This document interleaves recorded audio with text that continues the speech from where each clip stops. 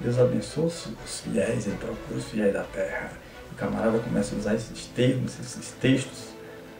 Então, é por aí que vai indo e o indivíduo vai ficando assediado nesses cultos. O camarada não deu, aí Jesus não abençoa. E tem gente se oferecendo para dar esse tipo de testemunho lá na frente.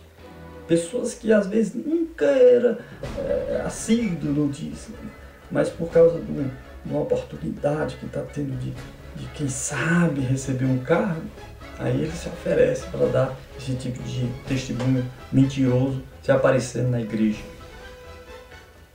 O assédio moral praticado na igreja, estratégia parte 2, os testemunhos.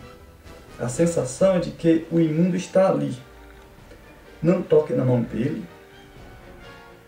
Você pode se contaminar. Você não viu o nome dele na lista dos dizimistas. Agora, interessante. O Cristo dos Evangelhos, ele come junto com os pecadores. Você vê Mateus 9:11, e os fariseus, vendo isto, disseram aos seus discípulos: por que come o vosso mestre com os publicanos e pecadores? Ora, o Cristo do Evangelho que comia com os publicanos e pecadores não é o Cristo desse tipo de gente. Porque esse tipo de pessoas, só o fato deles serem dizimistas, eles já são recomendados pelo pastor a se afastar desse irmão, porque ele é um perigo para a instituição, um perigo para a congregação, e ele é um imundo, porque ele discorda das pessoas. Tiraram os 10% e dá como forma de barganha que se faz com Deus. Eu dou, Deus me abençoa. Eu não dou, Deus me amaldiçoa. Se eu dou, eu recebo bênção. Se eu não dou, eu estou roubando do Senhor. Ora, como eu já disse antes, esse povo se acha muito poderoso, porque eles conseguem roubar a Deus. Imagine então. A outra parte é o assédio moral praticado na igreja, estratégia, a lista dos dizimistas. Instala-se o espírito competitivo com a lista dos nomes dos dizimistas no mural da igreja. Prova de fidelidade, vida abençoada e prestígios está ali, no mural da igreja. Adivinhe quem sai ganhando com essa competição? A resposta é óbvia. Quem está recebendo? Porque os irmãos ficam competindo. Quem dá mais, quem dá menos.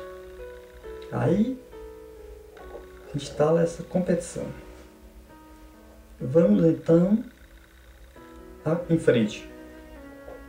Geralmente, o que não consegue competir na lista dos dizimistas sente-se inferiorizado e será tratado dentro desta ótica.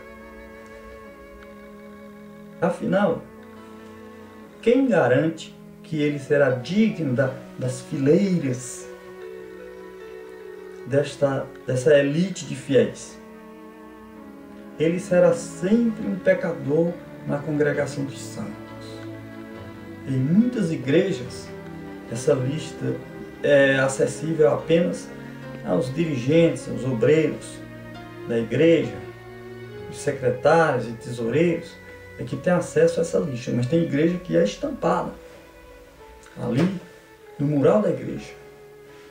Hoje, por algumas razões legais, muitos já estão usando a estratégia de deixar essa lista só lá no HD do computador, onde aquela pasta é preservada para se saber ter um controle ali no Excel, saber quem é dizimista e quem não é. Então o indivíduo entra na igreja, muitas vezes o nome, se ele vier de outra igreja, o nome dele pode ser, eles puxam o nome para saber lá na sede de onde ele veio, se ele era dizimista ou não. Aqui eles vão saber se o camarada no próximo mês, no segundo mês, vai dar o ensino dele, está sob observação.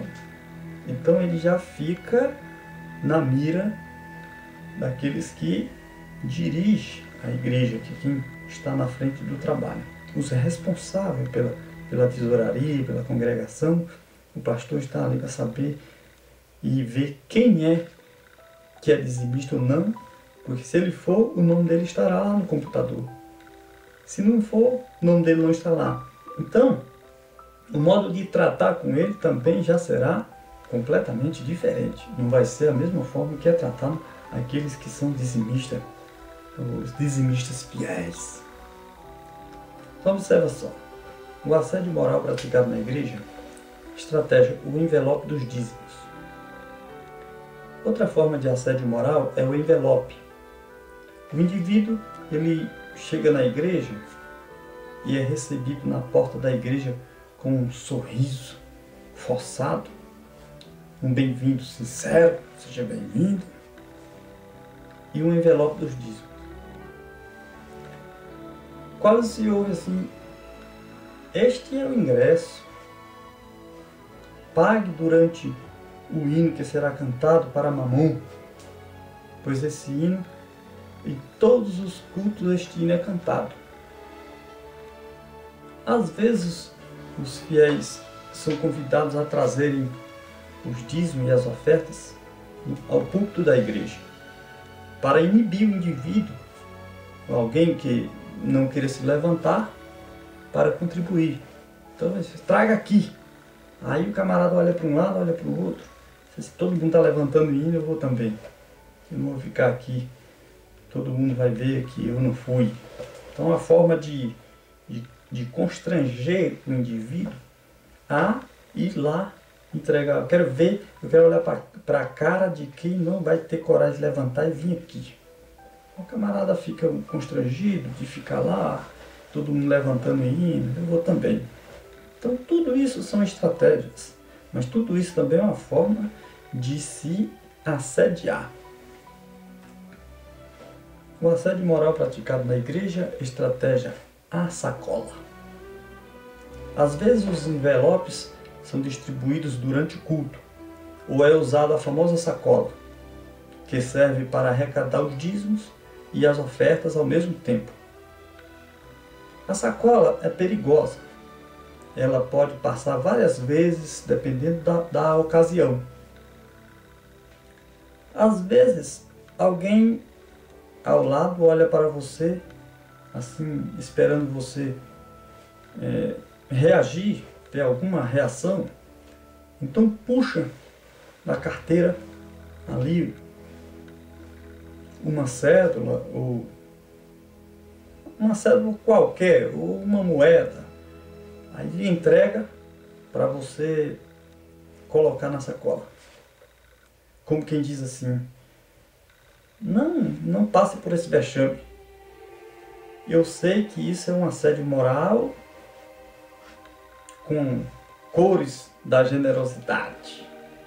E isso, a gente sabe que isso é praticado de uma forma que os pais que já foram instruídos assim, eles às vezes colocam o dinheiro na mão do seu filho, menino de colo, para o menino botar lá, para ele já ir aprendendo desde pequeno, que quando a sacola vem, tem que botar o dinheirinho ali. Ora, esse assédio é presente, e eu já presenciei muitas vezes. Para falar a verdade, na época que eu era crédulo, no sentido de que eu fazia prova de que realmente, se isso funcionaria ou não, essa questão de você dar para poder ser abençoado, no início da minha fé, eu fazia muito isso. Eu via um visitante chegava, estava do meu lado, eu tirava uma notinha lá de um real, um cruzeiro naquela época, entregava para a pessoa e a pessoa colocava na sacola quando eu via. Ora, eu nem sabia que aquilo era assédio, mas hoje eu sei. E eu estou falando para você também saber e parar com isso. A pessoa tem que sentir a vontade de contribuir. Se ele tiver essa vontade, essa necessidade, ele contribua livremente. Ele não é obrigado a fazer isso. E não precisa também de empurrão de ninguém, de pressão, de assédio. E não precisa de coação de ninguém.